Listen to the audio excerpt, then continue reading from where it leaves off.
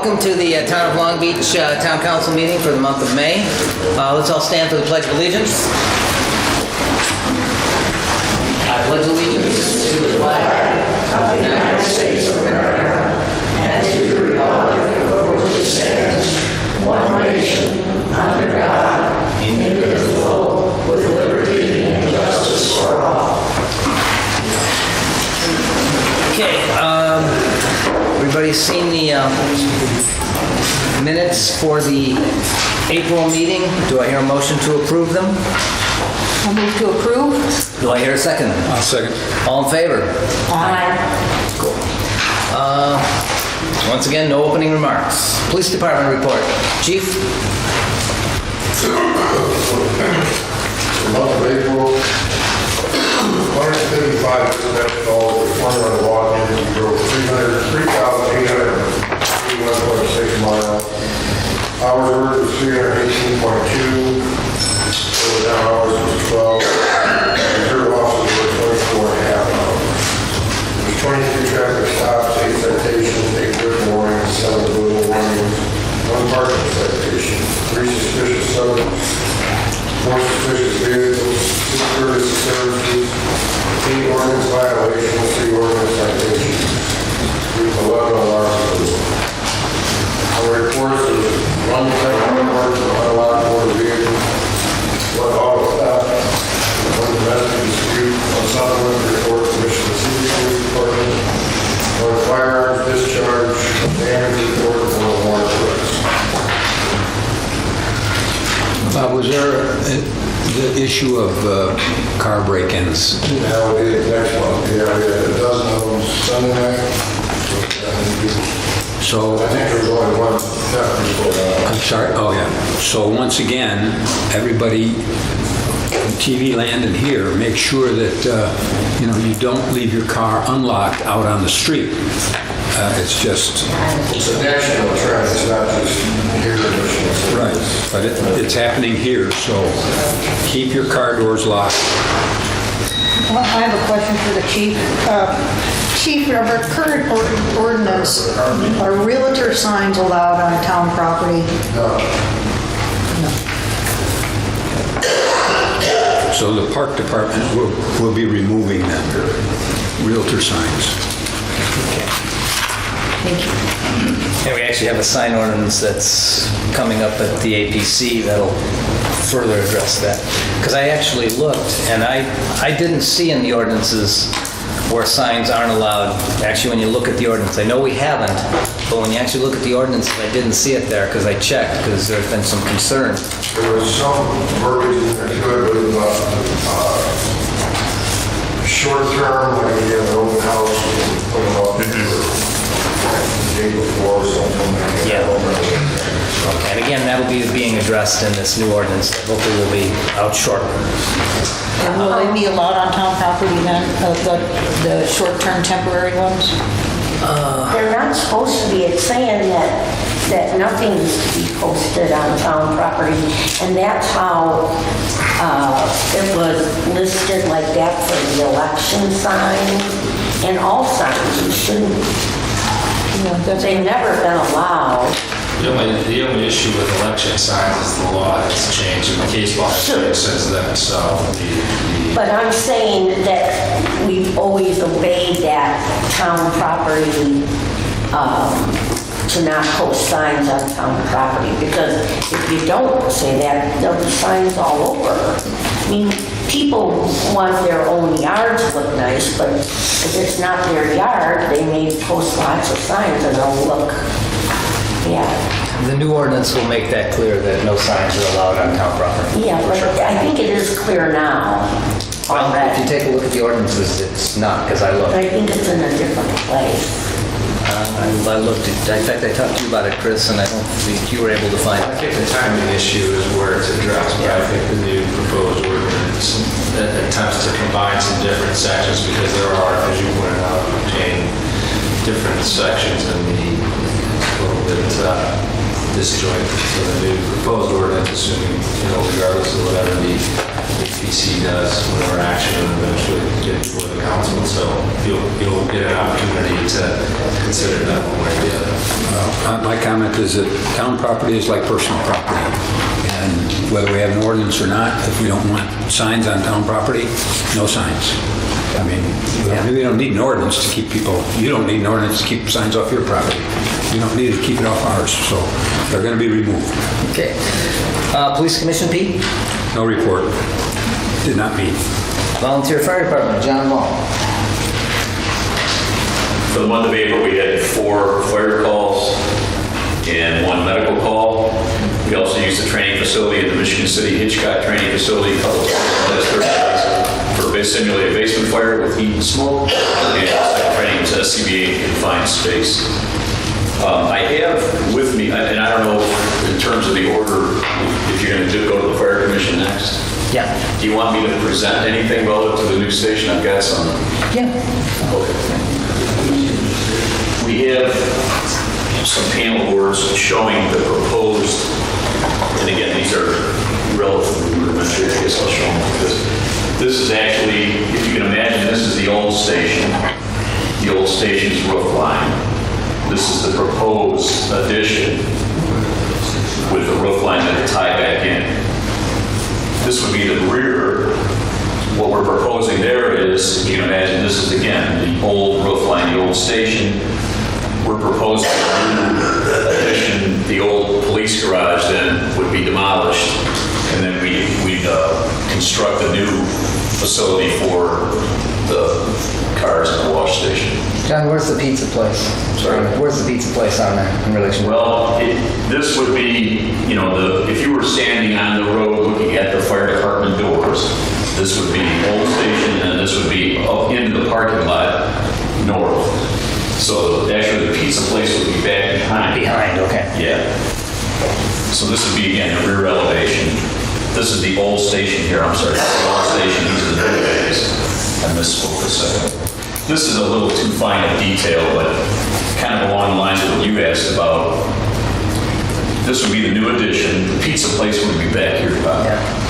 This would be the new police garage, and this would be our old apartment. And then in terms of what we're trying to accomplish, this would be 2 drive-through bays, similar to, not similar, that would accommodate the trucks, the 2 fire trucks.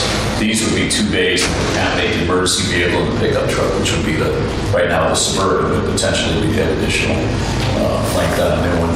This would be the new meeting room, then essentially taking up the old fire department base. So the idea is to give us a little more room in terms of the kitchen would stay basically in the same location. We've got some offices. There's some things, I don't know how much detail you want to do tonight. I can give you a little rundown on why we're doing it and what the area Probably is. the most important to the You want to do that now? Sure. Okay. And so you're welcome to come look at those. So essentially, when we think about the station, the governing body for fire departments is called the NFPA. They make recommendations for trucks in terms of life, useful life. So we have 2 fire trucks. One is a 1990 and the other one is a 2004. So they're both getting really long in the tooth. They like to see trucks roll over every 15 years or so. So we're coming up on that with the newest truck, and certainly the oldest one from 1990. You can appreciate that's, what is it? Well, my math isn't too good. Yeah, that's truck, 18 years, 29 years.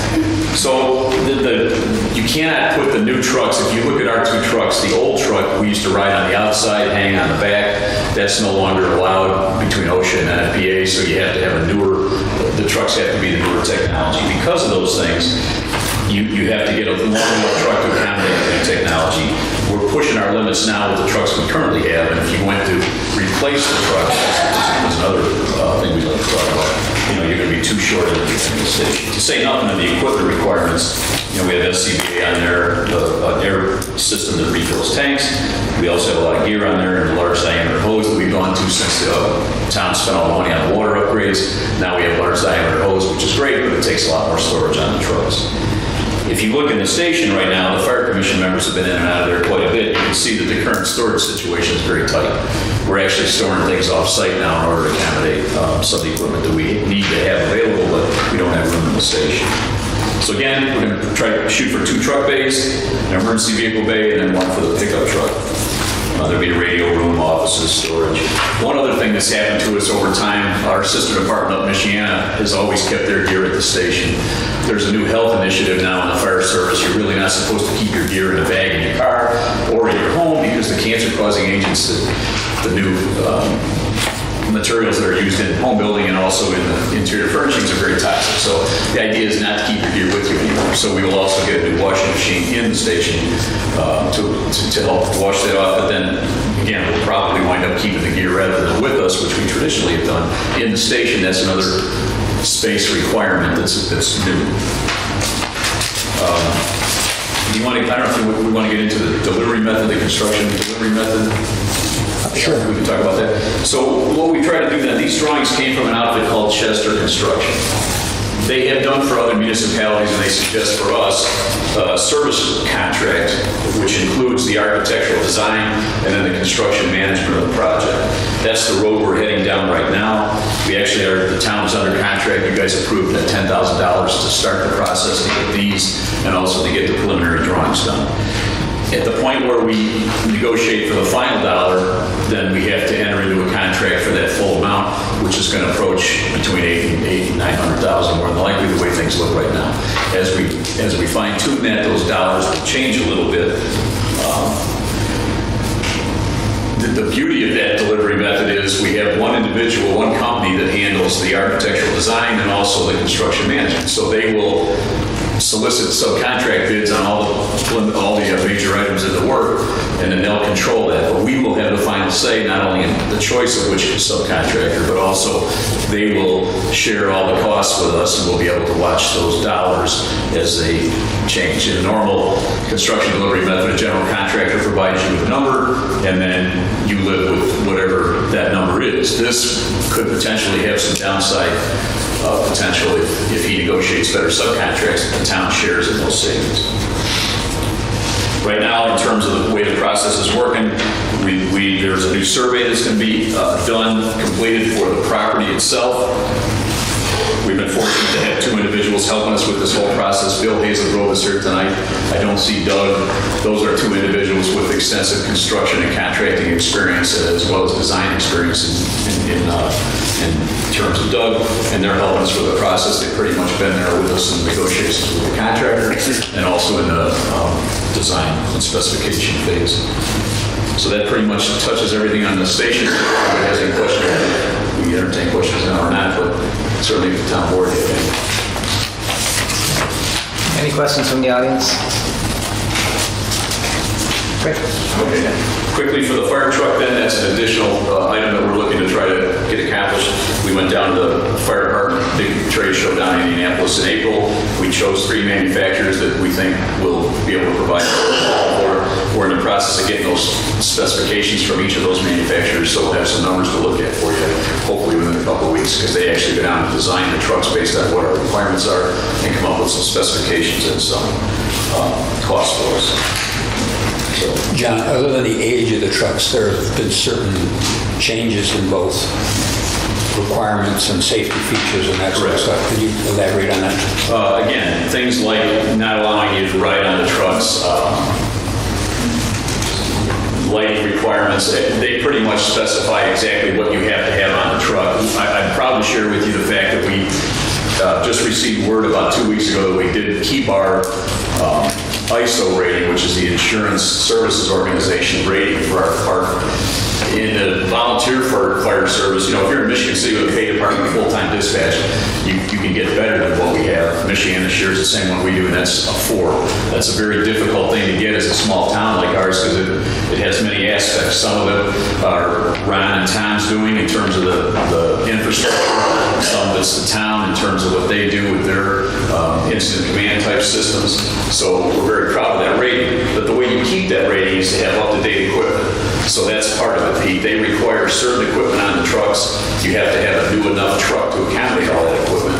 And that's part of it. There are big nozzles, big things that we didn't have when I started doing this thing 4 years ago. It's changed considerably, and it keeps changing. So we can't really keep relying on really old gear. We try to maintain it well. we're starting to get to the end of the road on our trucks, particularly. And the ISO rating impacts insurance rates. Yes. Is that not correct? So when you fill out your insurance application, get a new policy, that rating determines what you pay as a private homeowner.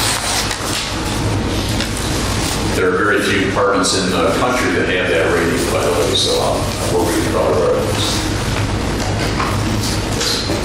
Good. Great. Thanks. Okay, street department report, Tom? This month, spring leaf pickup was completed, and that actually turned out to be a little bit bigger than what we expected. We worked on drainage improvements in South 22 at the beach access, so that will be reconstructed soon. Working on going around city Apache Knolls, so town parks were mowed. So we put back together, we got that out, make sure that works, and speed a little bit. And our community crossing paving project will be starting soon.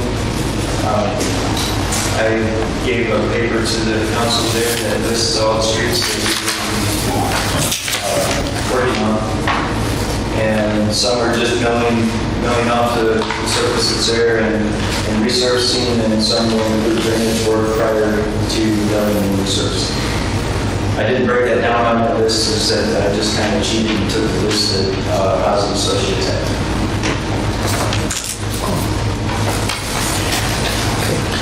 On the leaf pickup, Tom, driving around, I noticed that some homes apparently had never done any fall cleanups. And when they did a combination, just did it all in the spring, there was a tremendous amount. Is that becoming a problem? Well, we used to do spring leaf pickup in a week, sometimes 7 days, and it took us over 2 weeks to do the spring pickup.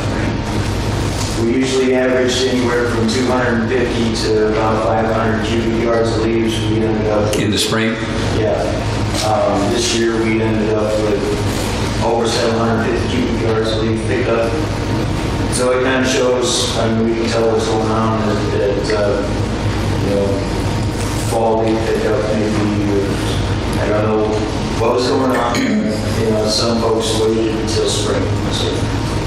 So in turn, the money that goes out in the fall, plus now we're increasing the amount that goes out in the spring.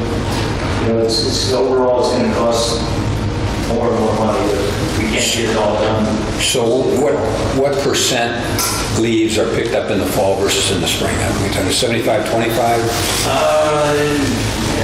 We usually end up with, on average, about 55 to 6,000 cubic yards of leaves in the fall. 55? 5,500. 5,500. And how many did we have in the spring? Probably 750 to 800 cubic yards of leaves. Okay. Do you think we need to is this becoming a problem for you, or is this?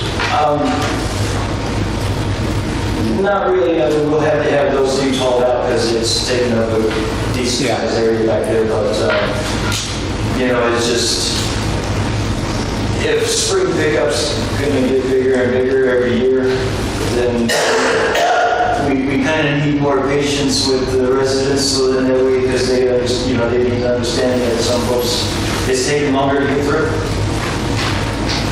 Okay, thank you. One of the difficulties that I found with the pickup is by stretching it to 2 weeks, we didn't have a schedule for when people were to get it. When we do 1 week, we tell them, we're starting at this place, do not chase us with your rake, waving it, we're done with that street, we're starting 13. I didn't do that, and I realized in retrospect, there probably needs to be a schedule. Even 2 weeks needs to be, you people on this side of town have to have your leaves out by this Sunday, and the people on the other side of town don't. And so what happened was, people thought that it was just free for all, and so Tom and I have to work to make sure that we announce that there's a schedule for the leaf pickup, because once you double back, you spend valuable man time and dollars. Great, thank you. Street Commission report, Jane? Yeah, I'd like to thank the street commission and the clerk's office for working, good teamwork in getting all the leaves picked up and everybody satisfied. I think they did a wonderful job. Healy too, a big thank you to Healy too. The street commission is focusing on the community crossing grant project. And I'm just gonna let you know what the streets are, and then you can also come and take a look at this. They'll be in the office, and we'll try to get them, Nick could get it on the website, because they gotta do some projects before the actual paving. And the pavers will put out signs telling them that you can't park on the street these days, but just so you're forewarned. Florimond Avenue from Chastleton to Avondale, and then Chastleton Drive to Hazelton on Florimond, and then Florimond Avenue, Hazelton to the dead end. So that's gonna go all the way up to the, past the country club. Then Belle Plaine Trail, Oriole to Oriole. Foxdale Trail, that's from Hazelton to Town Center. Rosamond Avenue, Ridgemore to Wildemore. Northmore Trail, this is in stop 30, Loma Portaway to Loma Portaway. Fairway Drive, Duffy Lane to Carwick. Duffy Lane, Shorewood Drive to Fairway. Oriole Trail, Edgemore to 1922 Oriole. Blanchard Court, that's at stop 16 to the dead end. Oaks Court to the dead end. Oaks Court from Indianapolis to the dead end. Town Center Court, Oriole Trail to Upland Drive. Wildemore Avenue, Rosamond to Ridgemore.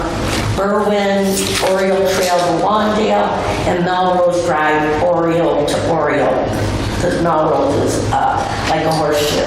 So that'll just be, but not knowing when that will start isn't going to help you until we get closer to those dates. But it is scheduled to maybe start in May. Tom, how realistic does that look at this point? Friday, I was talking with Housing Associates, and they had to approve some of the drainage structures. There's some that I think, and I'm not too sure how much Mr. Wall is not, but some of them were, I thought there was a size difference. And so I'm thinking Haas needs the information on those so they can approve those, and then after that, then that's when everything will start. Okay, good. So our next meeting, which is Wednesday, is canceled, and so our next meeting is the third Wednesday of June, 5:30 here. That's the end of my report. Oh, I did want to say one thing. Signs are really important to the streets, because you can't take care of streets if there's signs all over. And I just want to show you that in 15202 it says that they may not extend over public property. That's one. Not be erected to obstruct any sight lines, but also it says that they can't be, any business signs cannot be on public property. In fact, they're supposed to be like 15 feet from the right-of-way. So I don't want to move constantly. It's like we're constantly moving backwards instead of addressing the problems we have. That was one thing I thought we had solved, is that there's no signs allowed on the right-of-way, and, which is public property. So I don't want to confuse anybody and think they can put up signs on the right-of-way. There is a law, and it's enforced. Thank you. Park Board, Joy? I got a question.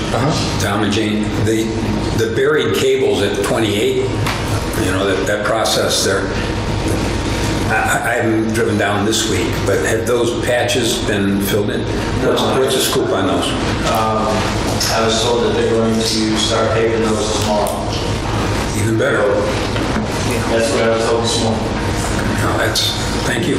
Another question I had, where NIPSCO is replacing the poles, we want to make sure, people have told me that sometimes when they're replaced, they don't take the old one out, and it looks so unsightly.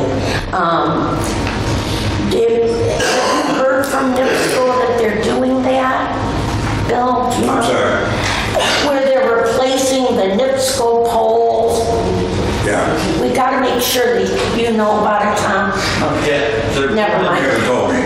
they're pulling new wire for the new poles. And then after they get done with that, they'll cut the part off above the AT&T and Comcast. Okay. And then they'll wait on Comcast to switch their stuff over to the poles. So all they do is just basically disconnect it from the old pole and attach it to the new one. And then at that time, I think NIPSCO will probably be the ones to pull the poles back out. So it's, NIPSCO won't be taking those poles out until everybody gets switched over to the. Oh, I see. Okay. Thank you. The garbage pickup may have been aborted on the south side of Lakeshore Drive from 24th, from stop 24, or maybe to stop 28 or 29. He got the north side, but then they blocked off the street. Really? So if anybody's here or there, he did say they're going to try to come back tomorrow. Thank you. There's some way we can get that out to those folks so they know to put their garbage out, maybe an email or something. Okay, Park Board, Joy? Okay, Park Board, first and foremost, and in case they'd like to cut out of this meeting, Park Board would like to recognize two individuals for going above and beyond the call of duty, and they have asked me to read the following.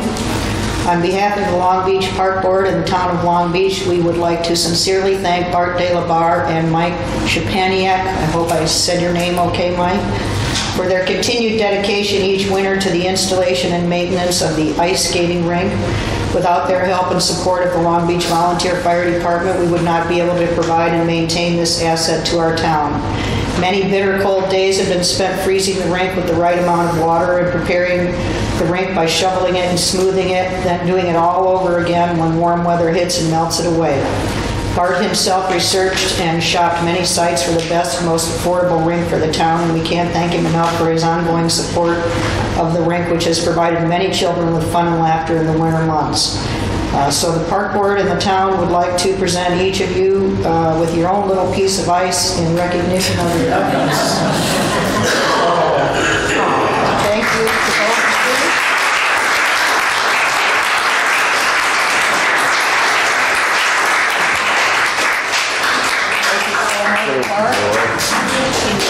Thank you so much, Mike. Thank you. 5 minutes? Sure. Can I do that? Thank you. First of all, thank you very much. We really appreciate this, but as anybody that has had a project knows there's more than just getting something like this and making it go year after year. And there are some entities and some people that I would like to thank for their support and their help. First of all, the Park Board, and by extension, the town of Long Beach. They provide the funding and sometimes some of the equipment for our ice rink, and without that, we would not have the rink we do, which, by the way, is one of the best around here, bar none. We have an excellent rink, and thank you to the town and the Park Board for the financing. Beyond buying it, we still have to get this thing up and running each year. And that takes a lot of work, as Joy alluded to. And so there's some entities I'd like to thank for that. First and foremost, our fire department. Chief Wall, thank you very much. Your representative. Our fellow firefighters since day one, which was back in 2003 when I first started this, have been there every year to help put it up, take it down, maintain it, come up with engineering, and when needed, some financing and buying extra parts, this, that, whatever. And so without the fire department, it would not have been possible to do this. Another town entity, if you will, is Tom Dahl in the maintenance. Each year, they bring a liner down, set up in December usually, and in the spring, they take it away. Big piece of plastic. Well, it weighs somewhere between 600 and 800 pounds, and so without their expertise and equipment, it would be there all year round. So thank you, Tom, appreciate that. As well as sitting right beside of Tom, Colonel Marshal Slukowski. In years past, Missionary Shores has helped us immensely. When our water system went down, they tankered water over to us so we could have an ice rink, and they helped us one other year with that too. Thank you very much. Appreciate that. Beyond the entities, there are some individuals. In fact, there are a lot of individuals that make this a goal every year. Too many for me to remember, but one group that really stood out was 2 winters ago when we assembled the grade brigade. We were having trouble getting, because of the weather, we had a very small window of time to get this thing set up. I started watching and listening to the weather forecast for the 10-day outlook, and it looks like we're going to have a stressful weather. It's hurry up, get this thing down here, get people around, get it up, get it filled, and hope Mother Nature cooperates. 2 years ago, the window was really small, and as luck would have it, a lot of the fire department members were busy, and so I leaned on, if you will, some of the neighbors that we have, and we came up with a grade brigade. Well, that's your imagination for that. Well, they are here tonight, and I'd like them to stand up to recognize this, because without them, we would not have had a rain 2 years ago, literally, because the cold weather hit, and then the snow, and then it wouldn't have been able to put up. So if you would stand up, our neighbors here,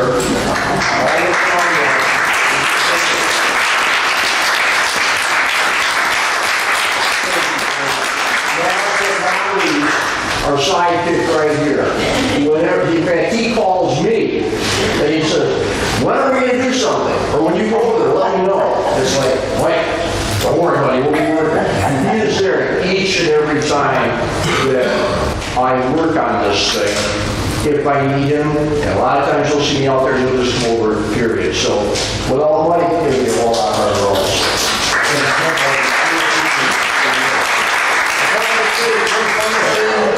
Bart covered all the bases. I know I'm just a secondary on this, but just to stress the fact that, you know what, we're very proud of Long Beach. This is a volunteer effort. We go out there for a reason, and the thing is, it's for the community. It's a great reflection upon Long Beach, and also it is a reflection on the fire department. Thank you.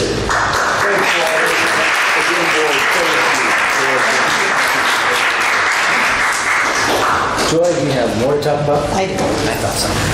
Okay, the park board met on 4/23. They gave a rehab update for stops 14, 16, 18, 20, 22, and 30.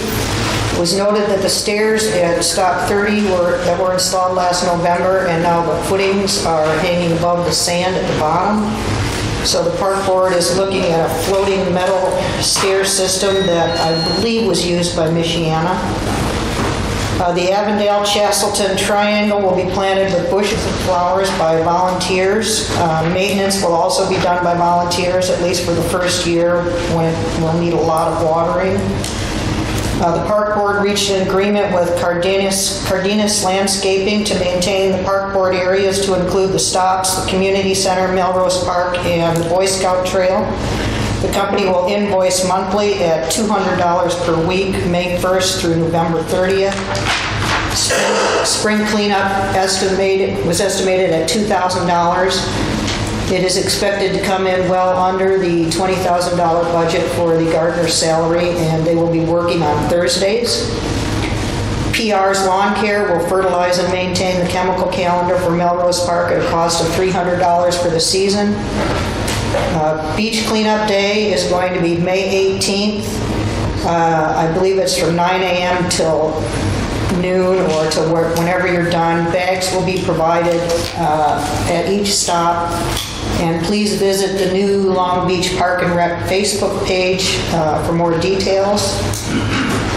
Someone is dumping grass clippings and yard waste at the stops, particularly stop 26. So just a reminder, please don't do that. If you see anyone doing that, please let the park board know and they will contact the resident landscaper or whoever might be doing it. The park board would like to repair or replace the sign across from Town Hall that we use to put up information for the residents if there aren't any objections to that. I know you can barely see through the glass anymore. So they're willing to use some of their money to repair or replace it. I would move you go for it. Second. All in favor?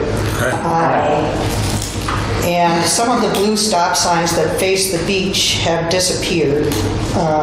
They're the ones that face the water that are you can tell from down there where you're at. But the park board hasn't been able to find out where they came from. They came from the fire department. Well, the fire department? No, Sure. Oh, Civic. Oh, Mary Lou and I have been working together with Civic. She has some information. The only one we know is missing is 14. Thomas, and what And information? Tom has he has a maybe a vendor. If not, he'll take down one of the signs so I can take it to the place I'm duplicating, because it's the rescue sign on one side, and the other side talks about currents, riptides. So is there more than the top 14? I thought they told me 2 were missing. I'll ask and find out. They said 14, but I can't remember the other one. But I'll find out. Mary Lou said this, and we've been working together and then with Tom, so I should be able to. Okay. Yes. And the next meeting is the 4th Tuesday in May at 6 p.m. right here. Questions? One question and then a recommendation. On stop 20, who is responsible, and Bob, this could be to you, who's responsible for the stop signs, where they are, where you would put them? I have a reason for this. The traffic stop sign? Yeah. I mean, is that us? Is that the street department or whatever? Well, the police would identify where stop signs are supposed to be, and the physical placement, I don't know about that. The reason I'm asking is that on stop 20, you did a great job repairing, putting in the steps and so forth. But you've cut out half of the unloading area, so no one can unload now. All you need to do is go down and look at it. It just, everything they did, they took away half of that unloading area. However, if you put the stop sign on the other side of the unloading area instead of on the, I guess it would be the east side. If you put it on the west side, you would still have an unloading area. Right now, you don't have one. But how would people know to stop? I mean, How would people know to stop if they're going west before the there's sign? some state regulations on where the signs have to be placed, so it's where it's at. Stop signs. You say stop. Yes. Car. Stop sign, yeah.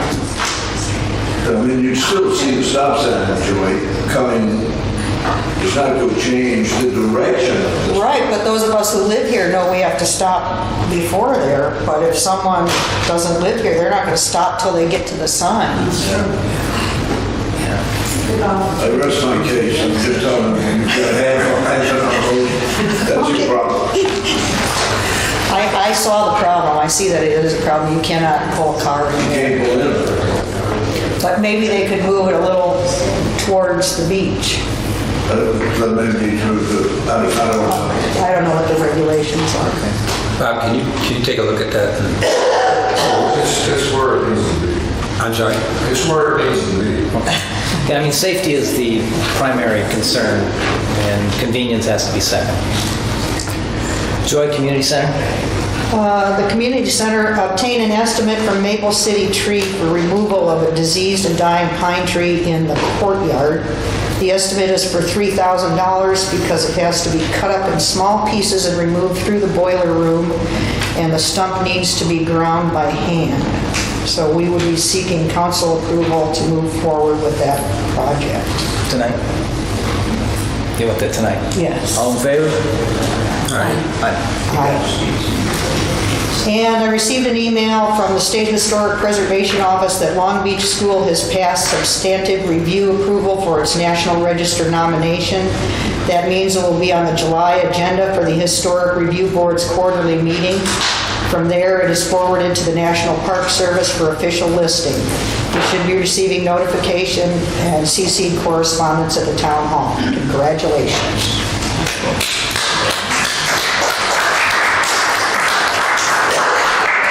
Anything else? Cool. Water Board, Nick's not here, but he did suggest Mary Lou McFadden to replace Randy Eckley on the Water Board. Mary Lou, are you willing to serve? Yes. You're appointed. Thank you. Budget and Finance, Pete? Okay, we met this past week, or last week, this past week. New water person is being cross-trained, seems to be working out well. I assume that's still going well. No. What else we got here? 30-day citations are to be distributed shortly here. Those were 30-day rental violators. We've requested that the Park Department resolve issues with the Historical Society in terms of it's never open. We need, if we're going to have a Historical Society, we need people who are there, make it available. It's been resolved. Been resolved. It's now open on Thursdays. Okay. 11 to 3. 11 to 3. And man or woman? Woman. Okay. Let's see what With a else. volunteer. A volunteer, okay. And other than going through the list of typical things, once again, we're preparing for the budget, requesting that all capital appropriations be identified, so people will be working with the various departments, Tom, Bob, as far as what you guys need. Same thing will happen with the Park Department. And that's it. I have a question.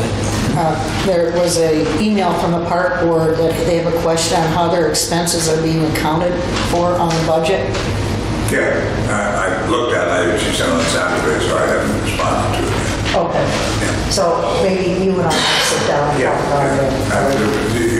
The park board has only spent 20% of their budget, and we've got 40% of the year there. So when I get the bills, when I get the bills from the police department, because he's more accustomed to it, he tells me which account he wants to take it out of. So when I looked at it, I said, okay, they're not going to run out of money unless there's some major project that I see. So. Okay.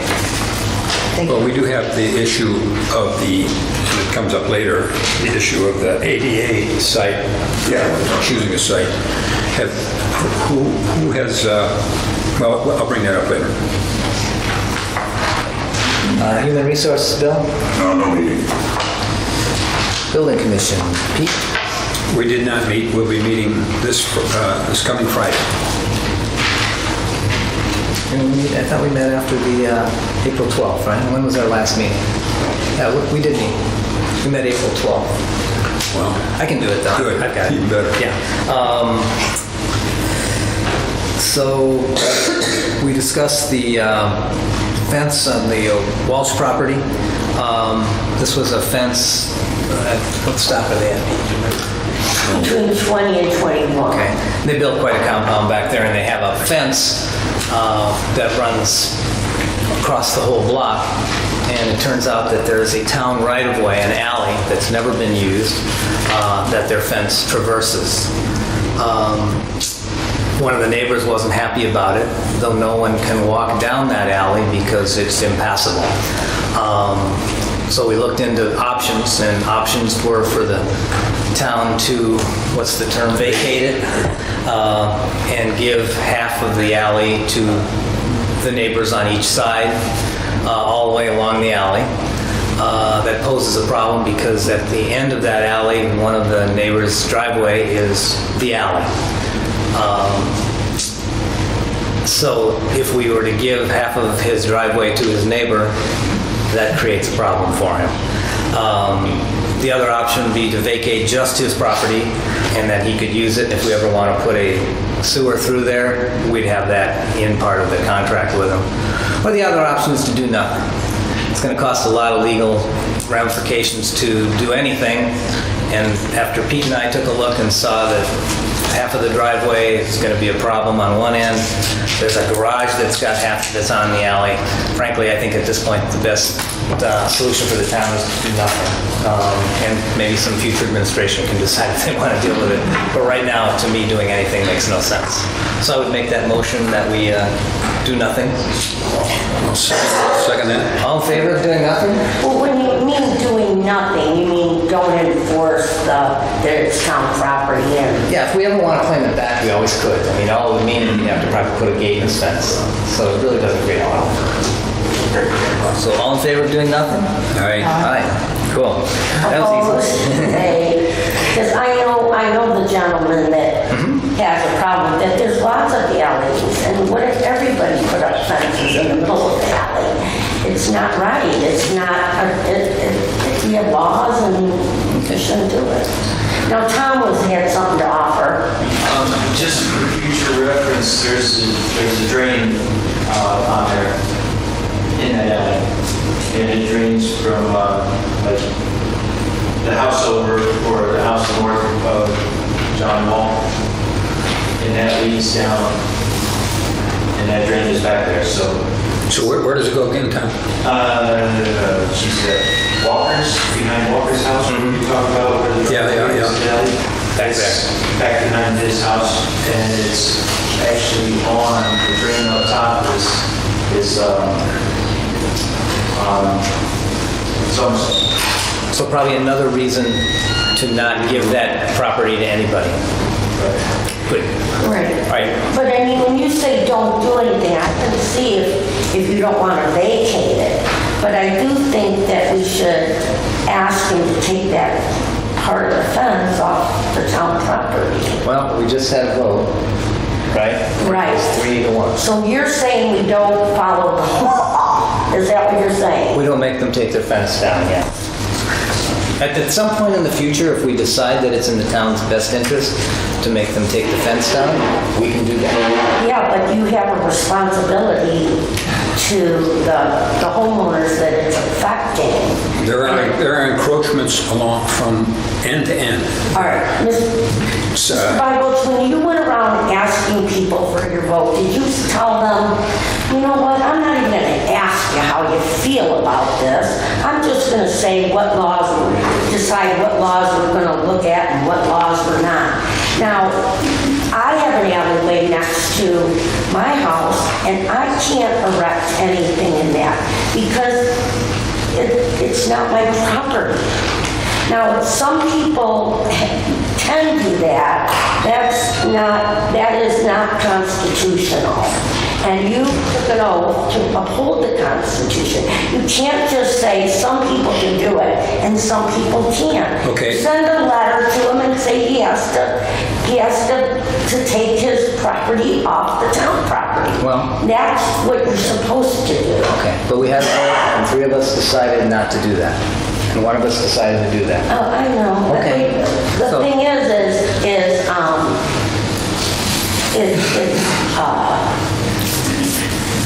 it's putting us at risk for a lawsuit.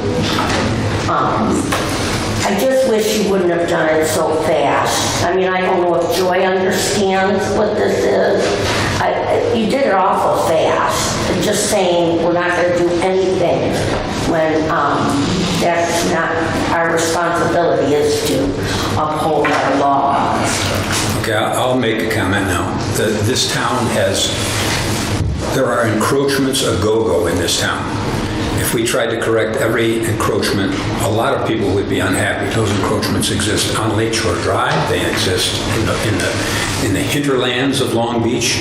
I've said before that perhaps 40% of the building permits that we get in the town involve an encroachment where an individual is on another person's property.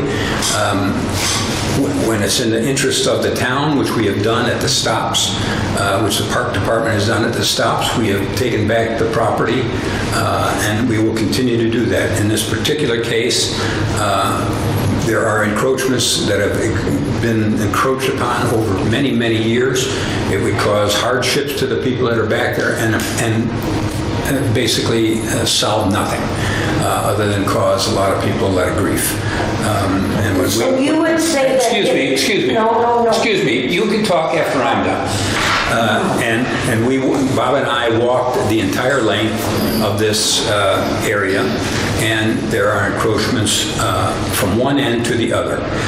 So we have decided not to do anything. If anybody would like to make a proposal on what we should do, feel free to do it.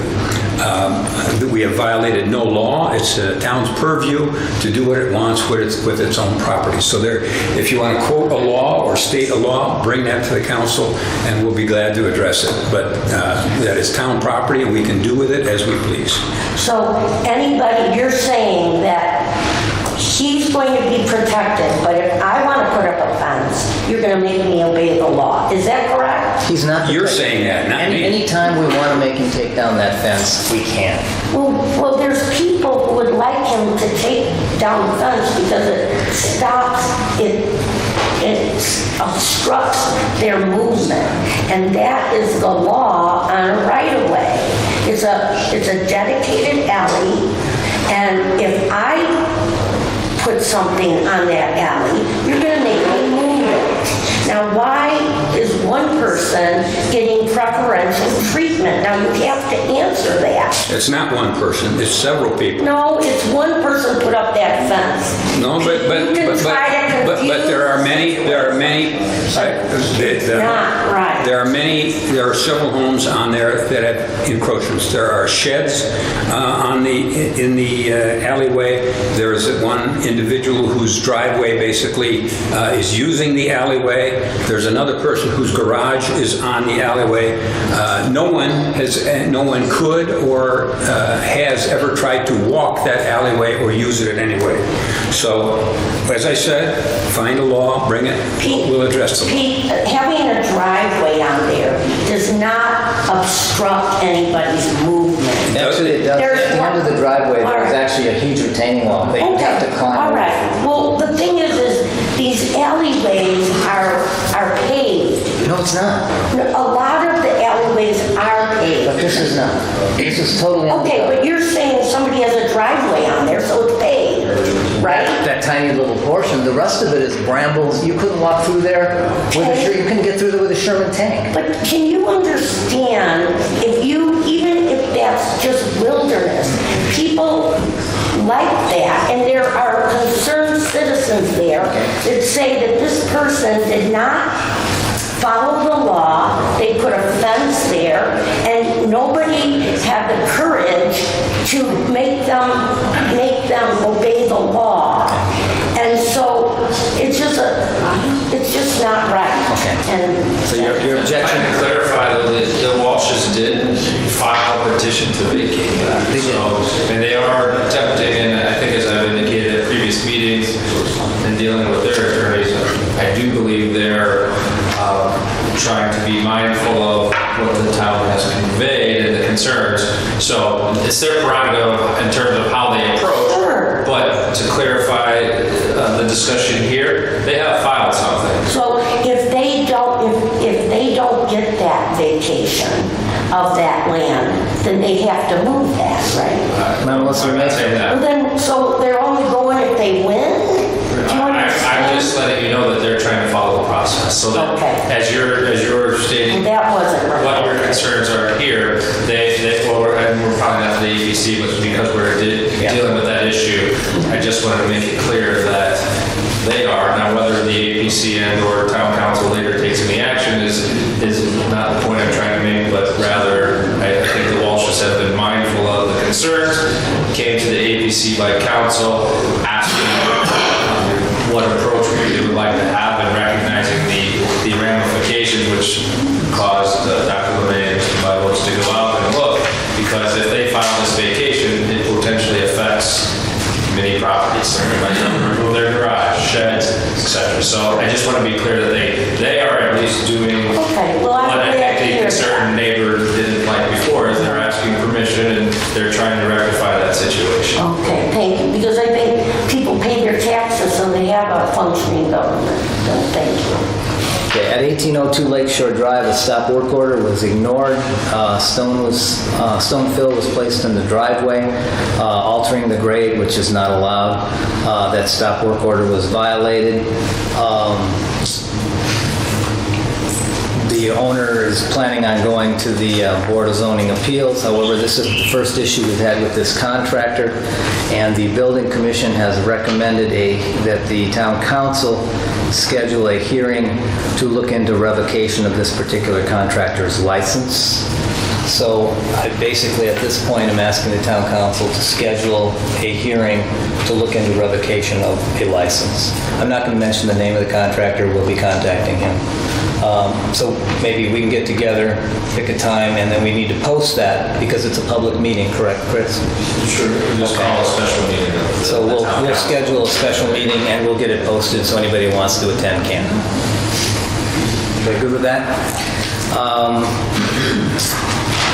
We had a extension of a permit requested from a homeowner who owes the town for permit violations.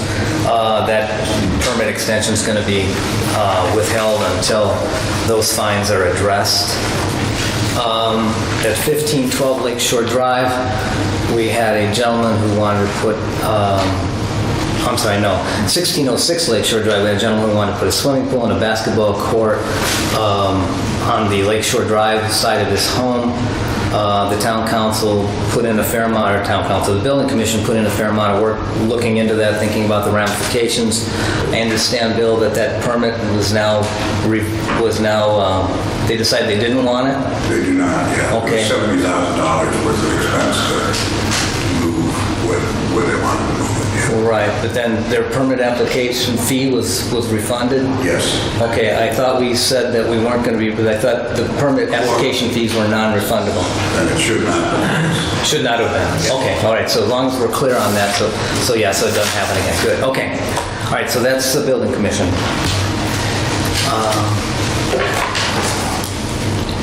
BZA report, they met on April the 9th.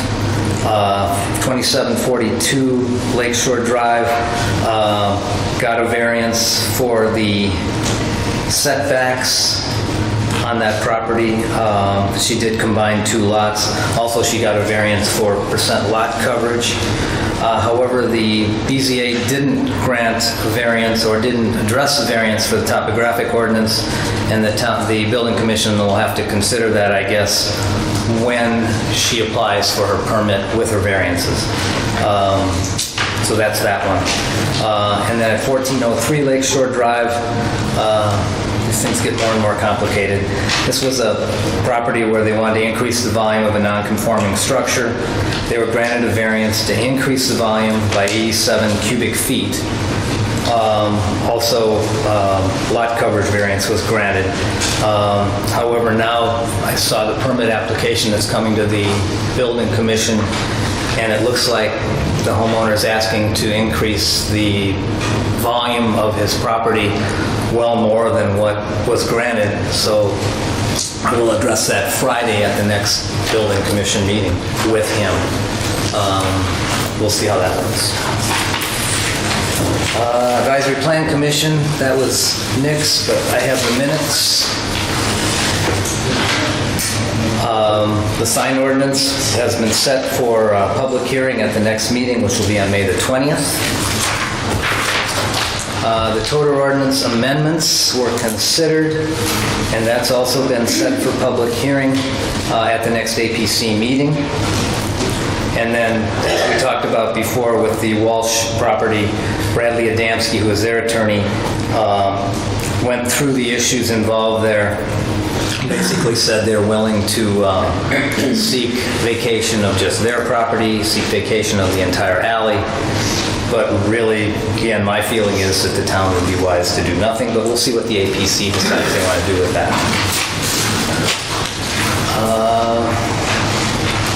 Building permit revenue report?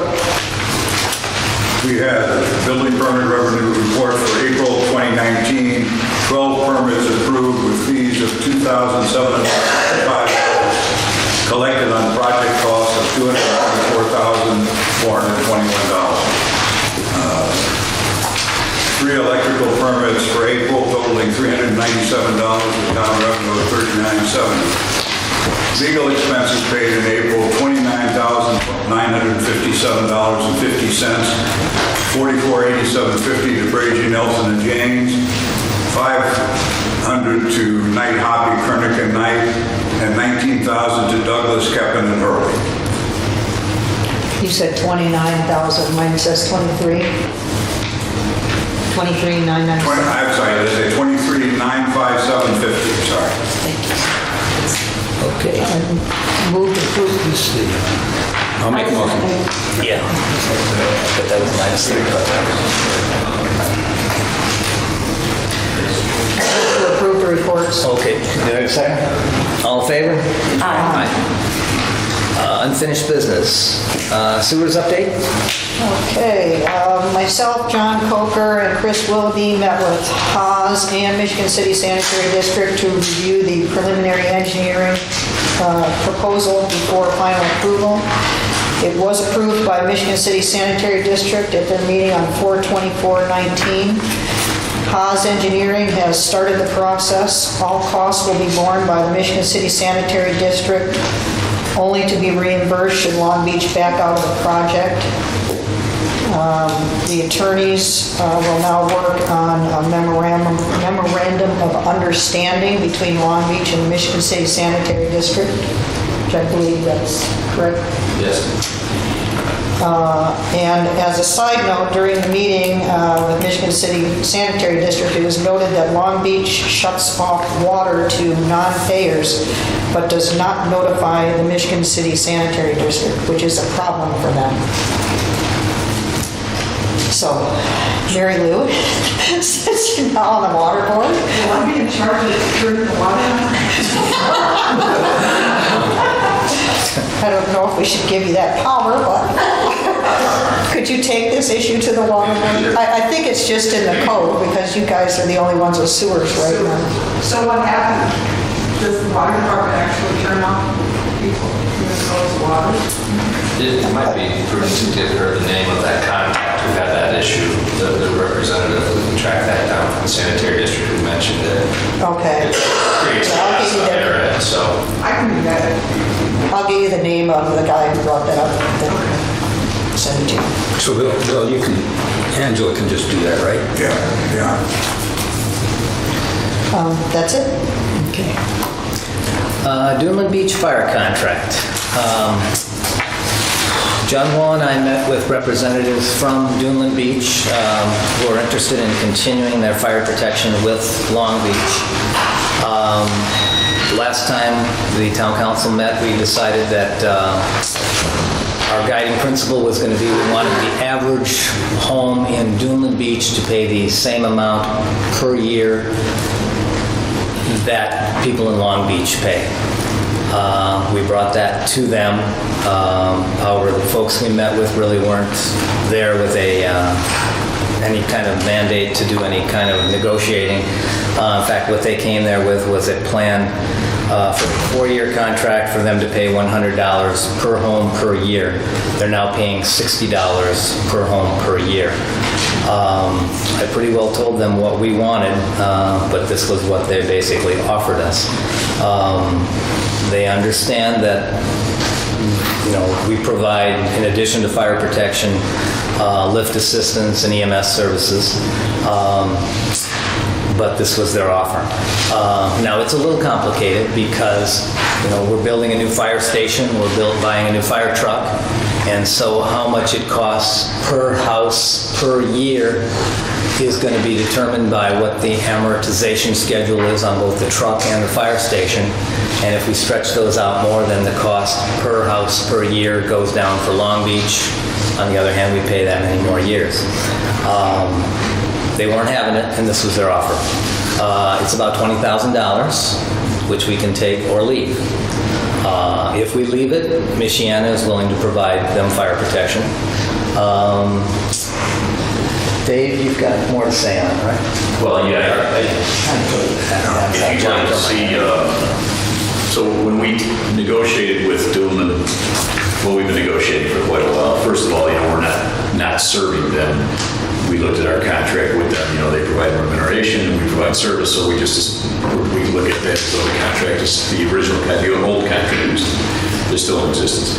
So they were paying about $60 a household, I think, which is approximately what our operating costs are over time. But if you look at really two things, the projected cost of the new station and the projected cost of the new truck, then what we did was generate some numbers between Pete and Dave Elvers, the prior chief. Just before the Doolin negotiations, we came up with a dollar figure, which included an 8-year payback on the truck and a 20-year payback on the station. So I guess you could look at those things as long-term investments. And depending on how you amortize the cost of those things, then you can affect that final number that you use to analyze what the per household cost is. So if it's okay, can I just hand these out to you guys? Yeah. So this is 2 sheets. I don't know if you guys can hear. This is 2 sheets that includes the original proposal to Doolin. And then also the second sheet is one that I cobbled together that shows an adjusted cost per household based on a longer term amortization. So if you look at the first sheet down at the bottom, you'll see the number 162. That's what we originally approached Doolin Beach with.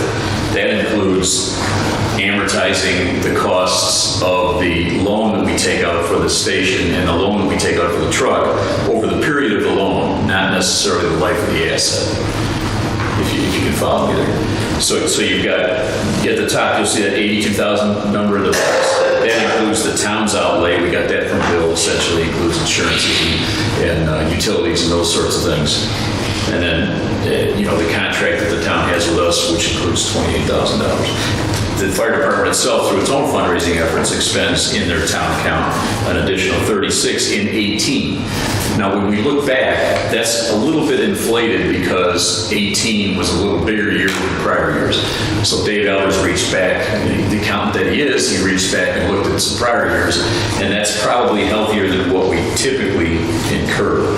So the fact that we amortized over a shorter, just basically the loan term, and the fact that we used the 18 expenses, got that third box down there, the annual cost for the fire department of $210, if you included the station amortization and the truck amortization. And if you divide that by the 1,300 homes, which includes Long Beach and Doolin, then you're looking at a $162 cost per household.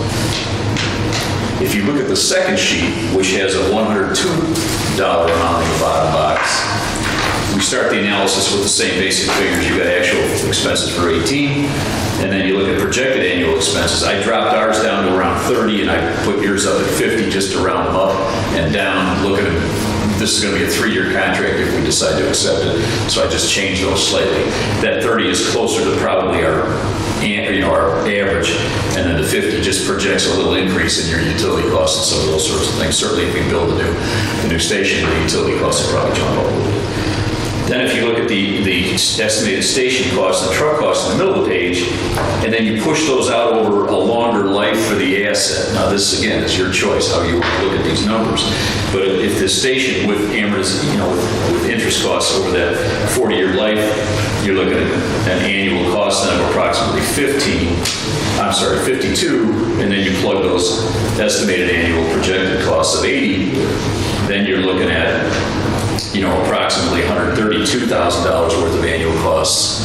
Again, this is all accounting theory, so to speak. Right. And then if you divide that by 1,300, you're approaching their offer of 100. So essentially, you can look at it however you want to look at it, and I'll defer to you guys in terms of what decision you choose to make. But I guess you can also kind of look at it as $20,000 in hand versus, there's no real marginal increase in our costs for serving Doom. It's more about the principle of thing, whether you choose to do one or the other of these two. Can we actually finance a fire station over 40 years and a truck? No, you won't finance it over that, Pete. It'll just be whether you look at it as a life of the asset sort of an analysis, or you look at it as the amortization of the loan. Because the first one is precisely that. It's the amortization of the loan. So if that's the way you choose to look at it, then you're up at that 160. I guess I'm struck that their offer to us puts all the risk on us. We're going to get their $100 per home per year, which is really cheap. I mean, even $162 per home per year, it's kind of not a lot of money for fire protection, I think. But maybe that's just me.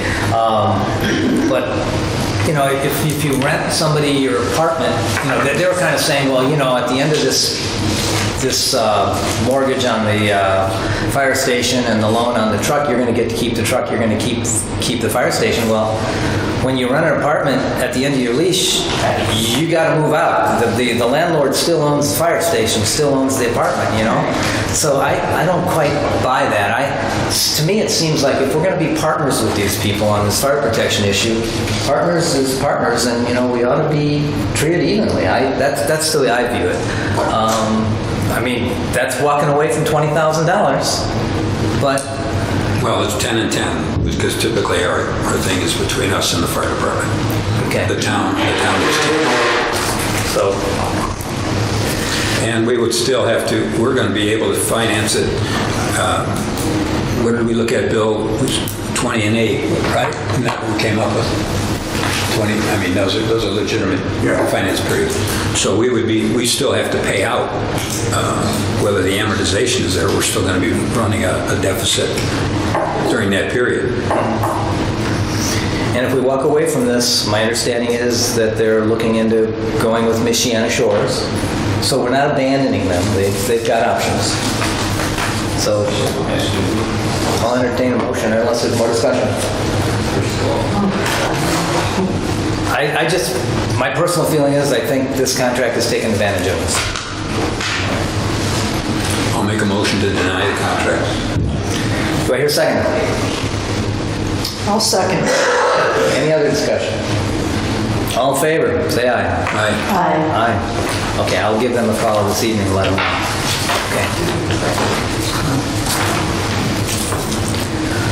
Rental ordinance enforcement, just basically announced that we're going to start enforcing the 30-day rental. Correct? Yes. Okay. Bob, you're all ready to go, right? And everybody's on board. And I think we've already announced, or no, maybe we haven't. Large item refuse pickup is Monday, June 3rd. The other question, the extra pickup, was that I wanted the council to at least consider, I think July 4th is a Thursday. Do we want to have an extra pickup on Friday and then on Monday? That's a regular garbage pickup, though, right? That's not a large item. Yeah. No, two separate things. Yeah. One thing I want to announce is that one complaint that the Republic Services have said is it is a large item pickup, and some of the people here, so for the cameras and everything, everybody in the audience, that it's not just clean out your garage with little boxes and everything. It's supposed to be a large item. The one thing that they also reminded me is that I had forgotten that you actually have the option of providing a large item with your garbage toter every Monday. In other words, if you have a chest or something like that you want to put out that can be picked up by that barn, Really? you can put it out not just on June 3rd, but on other Mondays also. But I think what they find is on June 3rd, when they actually have people bring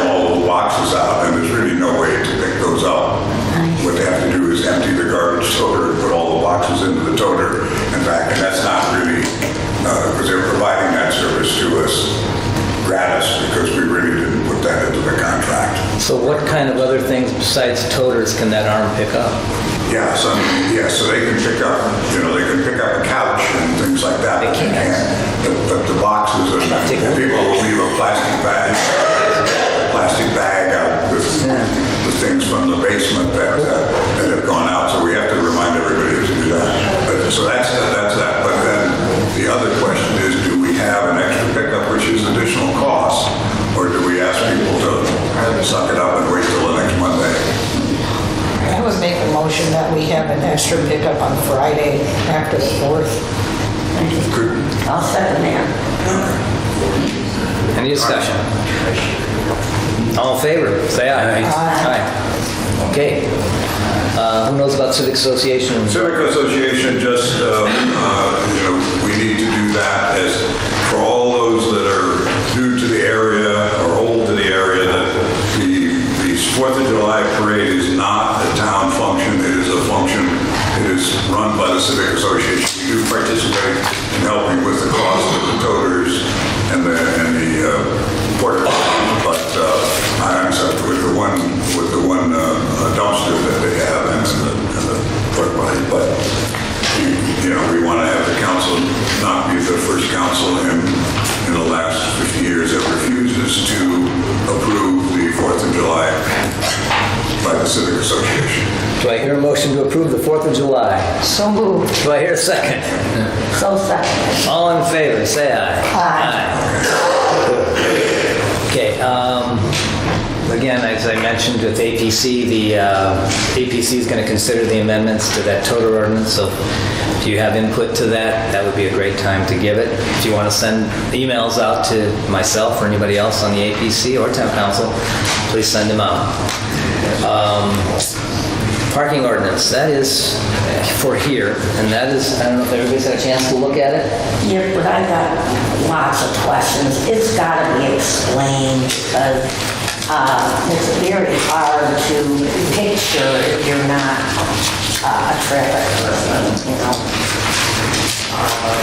Do we want to go through that, or do you want to, or we could, it's not like it's real urgent that we have to do it tonight. Okay. If we could have I could go over with you sometime when we have. I mean, I really think we should let the people know because they're going to be reading it and they're not going to understand it either. Well, so it's been posted, but not for very long. It just got up on the website last week.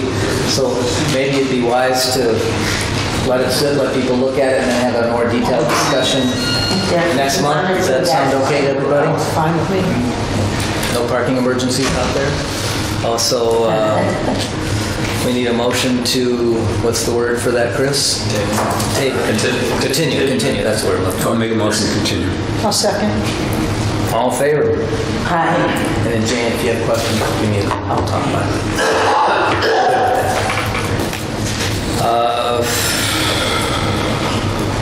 Lake Michigan Coastal Advisory Board. So last month I found out that I'd been asked to be on the Lake Michigan Coastal Advisory Board. That's a group of people from Lake Michigan coastal communities who assist in terms of giving out grants, like the grant that we got for Stop 24.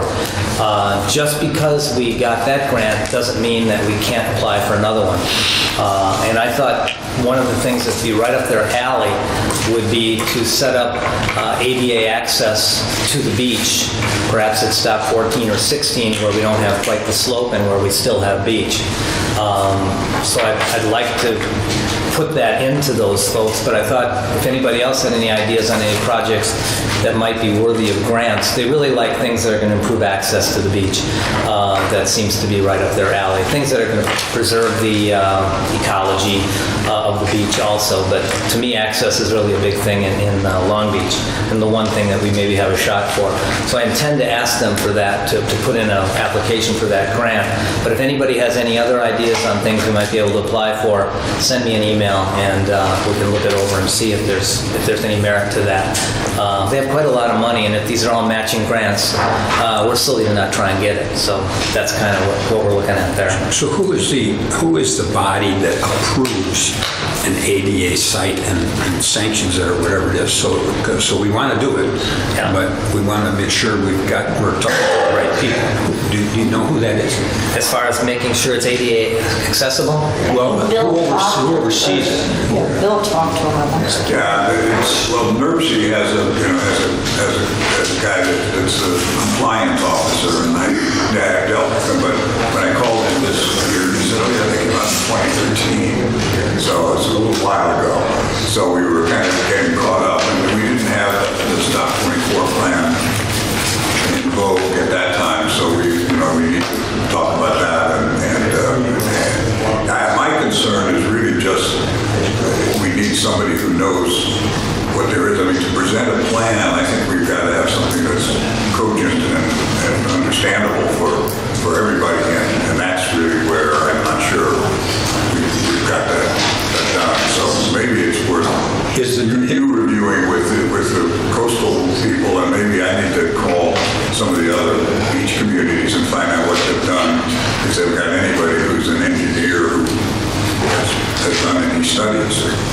The engineer that designed Stop 24, I think that he is very knowledgeable about ADA. Okay. And the path was designed to enhance the use of wheelchairs and stuff.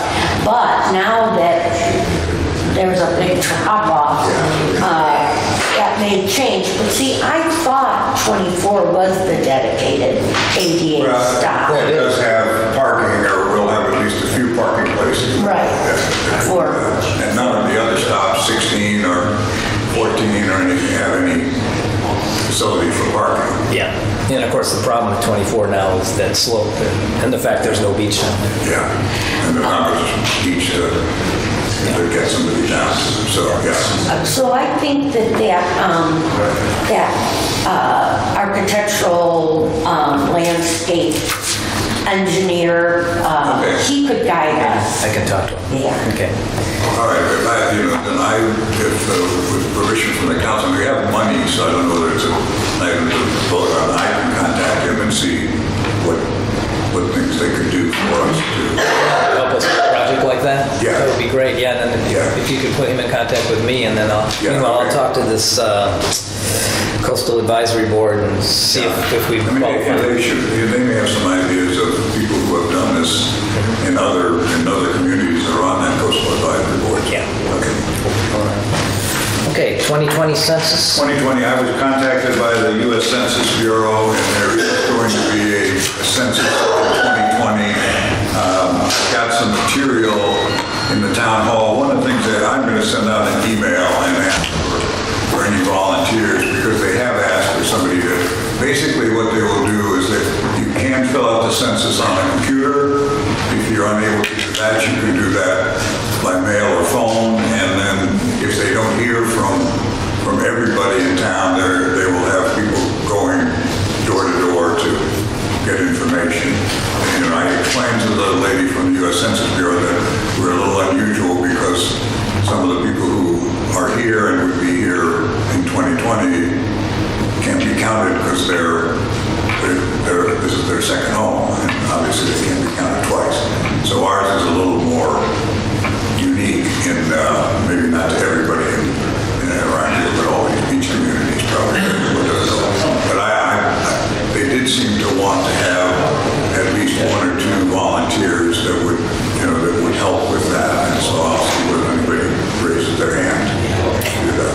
But I just really, it's more information that sometime starting next year they're going to be starting to gather data. Public comments?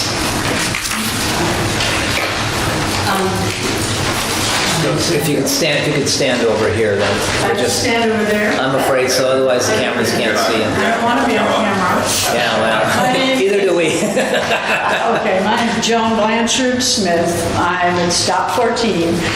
I know a lot of you people are saying, and Stop 14 is where Blanchard Court is. I'm a Blanchard. I wasn't born in 25, but my parents built their home in 25 on one side of the easement at Stop 14. And I built my home in 1981 on the other side of the easement. And we took it upon, well, my parents, my mother's dad was a cement contractor, and he built the driveway that went down there. And by the way, speaking of the ADA, we have had people call and say, could we bring a handicapped person down? And they brought it down the driveway. They have parked, and then they have taken some sort of a vehicle down to the beach so these people could actually enjoy the beach there. So I wanted to say that the easement, since I built in 81, has been maintained by the family next door, which happens to be my sister right here. And she's also Blanchard because she's my sister. We're all from the same family. We have the same mother. Settle down, people. I taught school down in Lafayette for a long time. No, but other than that, I've been a native resident of this area for back when they had signs that said Long Beach Beautiful. And one of the things about Long Beach Beautiful is we've always tried to maintain it, and I have never really been as criticized as much as I thought I was when I got the letter, I don't know how long ago, from the park department saying, we may do these things. Well, 2 weeks ago, had I known they were going to cut most of the pine trees that we planted when they were tiny and now they're 40 feet high, and taken all of those out, if I'd known that would, and my blue spruce that I put in when we built the house in 81, and it was a little blue spruce, and it was just now a little bit bigger. But that was about 2 feet on into the easement, and they cut that right off, and they cut off my smoke tree. And anyway, so many of my trees, I was horrified when I got home from swimming, because I'm trying to maintain healthy Long Beach standards of good health. So my point is, I would like to know what the plans are for Stop 14. I've called twice, and they said, we don't have any yet. Well, they obviously had a plan to cut the trees down, or I would have dug the littler ones up and moved them. And I've been horrified to think that I'm going to I would have moved them onto my own property, but for 35, 40 years, my sister and I have taken care of that property. I've mowed the lawn. We've paid for the $3,000 to bring the cottonwood down that was ready to fall down, and I would like to know what the plan is, so if there's anything else I need to move out, I can do it without them just taking it down. Does that make sense? So the question is, what are the plans for the easement of Stop 14? The two answers I got were the same, we don't know yet. Well, I want to know before they do it so I can bring out any of the plants, or I have stairs there too, which have been there since I think the mid-'80s, and we've never had a criticism. We've never asked for help. I mean, when I think of the amount of money I've put in and my sister's put in to keep that nice, and our neighbors love coming down the driveway. I've heard different rumors like, well, they're going to, I'm going to build a stairway up into the dune, and I can tell you right now, at Stop 14, all our neighbors have always contributed to help when we were bulldozing to keep that flat. But our neighbors are not going to go down the hill and then walk up some stairs onto the dune, because they've always walked on my sister's property, and we've just always done that since the 20s when my parents started bulldozing. So that's all I have to say. I'm just trying to find out what the plans are for Stop 14, okay? I'm not on the park board, but I have the plan right here. You do? Tell you what the plan is. They're going to add a bike rack, they're going to add a bench, they're going to add a 4-foot wide footpath that leads to the beach. They're going to remove some trees to enhance the line of sight from the road to the beach. They've already done that. They're going to move the Stop 14 sign to the north side of the street from the south side to be consistent with all other beach stop signs in Long Beach. Well, that's fine. There will be a new poured concrete along the town easement to designate loading and unloading zone and stone boundary. There'll be new landscape timbers, and the water quality testing was going to be relocated there from stop 20. And here's a picture. What was that last Oh, okay, one? we had to get a copy of that? Absolutely. Cool. Okay, oh, I feel much better now. Huh. Here. If you could take that in the meeting, I yeah. can take that in and copy it. Yeah, that'd be great. Okay, no, I'd like to take that copy, thank you. Well, I kept trying to find out, and they said, we don't know yet.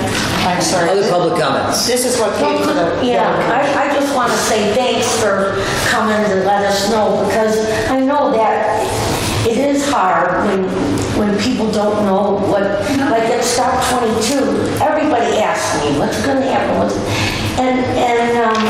Before, when the park board did projects, they would bring it to the town council.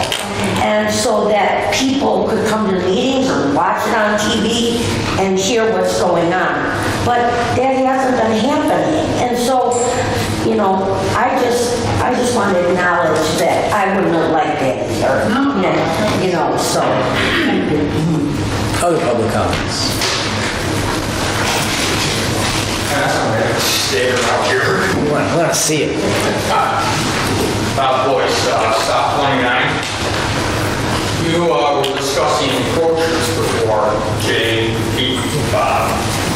And it brought to mind something, because both of you are on the BZA and on the building commission. I'd like to know, how does 2941 Lakeshore Drive circumvent the setback ordinance? Is that the mini yacht house? Yeah, which Yeah. should be a 15-foot setback. That's being corrected. Did they put a stop work order on it? No, but it's going to be corrected. What is the correction going to be? It's moving back. What happened was that when that plan initially came through, that retaining wall that you're seeing sticking up, the idea was that retaining wall was going to be at ground level. It wasn't, and so No, it isn't. No, it isn't, and so they're going to have to fix that, and so that is understood. Now, on the other side, when you go down Ridge Road, it looks like Berlin after World War II. They have chopped the whole top of the dune off because they're going to put a swimming pool or something in there, and that is a real disaster on top. At that same property. Oh, yes. We need to look at that, because... I talked to Joe Johnson about it yesterday. Oh, well, then we'll hear about it. If you talk to Joe, we'll hear about it. Okay. So I can guarantee we'll hear about it. Any other public comments? It's 2300 Flormont. I just want everybody to know that the town council and the city treasurer's office does a wonderful job sending out a newsletter every month. And I hear exaggerations of nobody knew, they weren't aware, they didn't know. So please sign up for that newsletter. I think that the council and the city clerk's office does a really good job of letting us know about dates, letting us know about hearing dates, letting us know about what's happening in the town of Long Beach. I appreciate the fire department for letting us know the information early on about the fire station and the fire trucks and why. And I just want to say thank you. I didn't know there were forms or notices that you send out. I'll send that and I'll sign it. Absolutely, we have a newsletter that goes out every month, so we just need your email address. Okay, I'll give it to you. Great. Jim Deaton, 2300 Fairwood Drive. I just have a question, as well as a statement. So with regard to some of the projects that were discussed today, I'm assuming that it's still just in the proposal stage. Which projects you talking about? With regard to a firehouse Firehouse is moving along. Okay, so with regard to moving along, and John knows I was at one of his meetings once, and I come from a family of volunteer firemen in New York. And it's a great organization, and obviously it's been a very integral part of our community for I'm not certain how many years. But you're looking at a kind of a major financial undertaking now, and maybe perhaps it should have been done before, but now is the time to have a public conversation about, is this the right business model for our town? The way we're handling things is really not the norm. If you look at other volunteer fire departments throughout northern Indiana, some smaller towns than ours, some larger. Okay, Wheatfield Township in Lake County comes to mind, and it's a community of about 3,500 homes. And their fire department also is a 501c3, but they do all their own fundraising. They do all their own purchases. They are totally responsible. They own the building, they own the equipment, and then they charge the town. And their charge to the town of about 3,500 is a little in excess of 100,000, but they have full-time people, and some are paid professionals as well.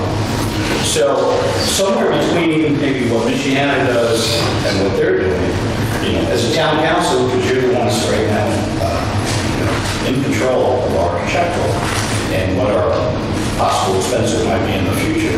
And I think before we go very far in this, and it's not to say that we shouldn't be expanding what we do, but it should be a town responsibility. And should we be bearing the full cost? Some of the conversation you had today was with regard to how Doolin is going to view and maybe be a part of our future or not. So now you're looking at maybe 1,100 or 1,150 homes for what could be $1.5 million to $2 million project. Is that the sensible and financial way? Again, we're anticipating $162 per house per year. That's $210,000 a year if it were including two. So I can tell you right now, it's big expense. Michigan City would cost us, did we find out what Michigan City would cost us? Do we have numbers on that? Yeah, it's a significantly higher amount. Yeah. There was some research done. I wasn't personally involved. I know a few years ago that the town investigated whether they wanted to look at Michigan City providing fire service because of the nature of their operation, paid firefighters and the equipment they had. There was some talk about could we have them man our station, and they said in no uncertain terms that was not an option. So you've got response time issues, and then you also have cost issues. So that was one of the things that was investigated. We'll have some open discussion before this goes much further. Well, I think we've had quite a bit of open discussion, haven't we, about this fire? Yeah, we tried to do is have Jim had it at the fire commission level. We were at one meeting a couple of years ago, but those open building meetings, essentially at this point we've done a fair amount of homework. The fire department spent some significant dollars on design work on the original program, and we tried to pare it down, try to cost down as much as we could. We just felt that this particular construction delivery method was going to give us the best bang for the buck. Well, I'm sure, there's a very good possibility you're 100% correct. The question is, who pays for it? And that should be a question this town council asks. Okay. The fact that the town is probably, right now we're looking at being the underwriter of this whole thing, maybe that's not the way it ought to be going forward. And maybe there needs to be more participation by the 501c3, because that's the norm of how these things are handled in other communities. And or maybe you bring in some sort of hybrid, now, and I'm not suggesting necessarily Michigan City be the total provider of services, but I think it's our medical usage, much more than our fire usage, that most people appreciate everything that you guys do. Okay. And you look at the demographics of our town, and it's probably not going to change. There's more medical calls and fire calls than normal in the future. So before we start going very far on all this, and maybe there's been, I'm sure there has been a conversation on the fire level. It needs to be more maybe on a public setting, whether it's this sort of thing in a town hall meeting. At the very least, I'm sure there's been some discussion on budget and finance, but we've not been privy to what's going on there. Okay. Thank you. Any other public comments? Any council comments? Claims approval. Okay, check number 16268 through 16367, totaling $100,000. $171,267.32, plus the Crazy Nelson invoice that I included on the bottom of your check register, but it came in too late to bring a check on it. And salaries for April 2019 were $58,084.42. Do I hear a motion to approve? So moved. Second. Any discussion? All in favor? Aye. Do I hear a motion to adjourn? So moved. Do I hear a second? Second. All in favor? Aye. Aye. Good.